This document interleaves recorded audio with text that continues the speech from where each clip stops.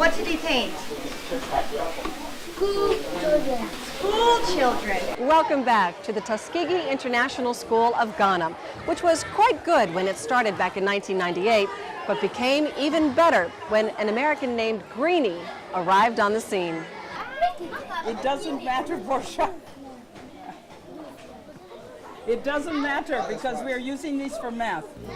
Beverly Greenberg, and everybody calls her Greenie, is a first grade school teacher at the prestigious Francis Parker School in Chicago, Illinois. Greenie's been lovingly shaping young lives here for 37 years. But it feels like my first because I love it more and more. I really do. I think when I talk to parents at the beginning of the year, I always tell them this is my joy, not my job. And the thing that you will accuse me of is that I care too much about your kids.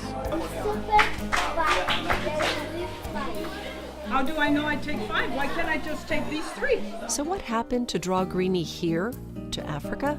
Well, Jay happened to my life. And he's probably the greatest gift I ever got, because he found me when I didn't think I was capable of anything, and he taught me how to stand up for myself and how to be a real person. And then he taught me about the world. And he said to me, he had lived in Rhodesia, which is now Zimbabwe, and he said, I would like to take you to where the real essence of life is, and that is to the continent of Africa.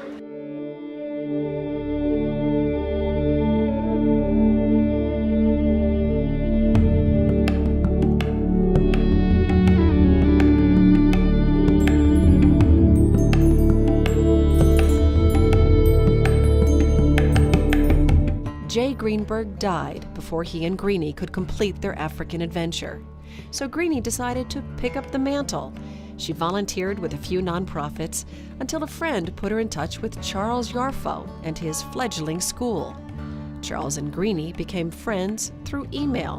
When Charles was initially writing to me, it was just a few lines, but he spent an entire year doing this. That was an early sign of Charles's quiet perseverance. And when Greenie arrived at the Tuskegee School, she says it was as exhilarating as her first day at Parker. When I stood in this compound, I felt that same thing come over me. And I immediately said, this is where I belong. And it's the same thing I said at Parker 37 years ago when I walked in the door and said, this is where I belong. It's been the greatest gift to me. I come twice a year, and in December, my Christmas present to me is here. And the summer I could stay longer. And I look forward to it. So Greenie spends her summers now teaching Charles's students, learning from and sharing with teachers here. But isn't this kind of hard for a middle-aged woman living with such limited electricity and running water? A bucket of water is her shower for months at a time. I have learned over the years it isn't about me.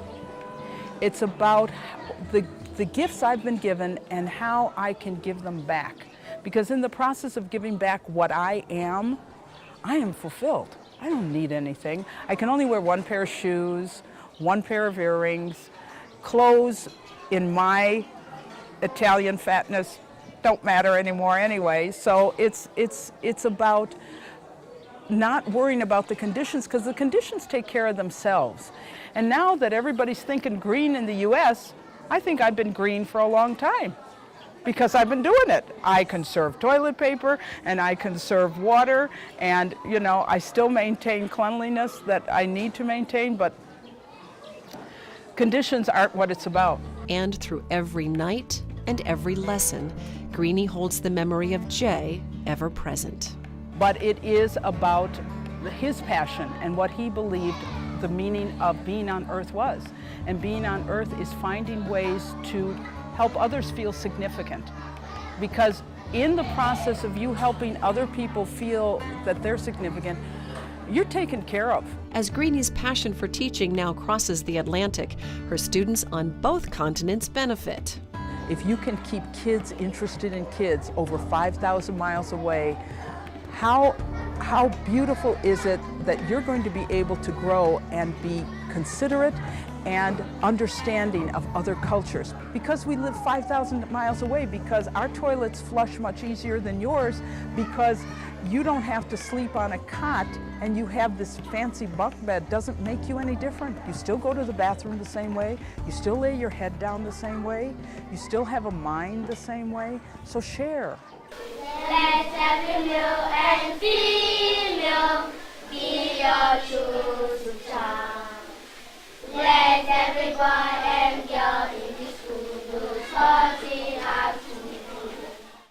These are very bright children. The disservice that is done to them is based on what they don't have. And so they are thirsty for knowledge. And it is a sad commentary about us as Americans that sometimes, because we have so much, we become complacent. It is not we're not capable, we just become complacent. So I believe in these kids, and I like that they push themselves. The thing is, we set goals for ourselves. And one of the goals we have set is to see one of our children one day being the president of Ghana. And it takes a lot of work, a lot of discipline, a lot of organization, a lot of motivation before you can get there. Because we might not be the only school that is yearning for that success. So we have to do something extraordinary, and that is discipline and focus. And you have to let the children know that attitude towards whatever you want to do is paramount.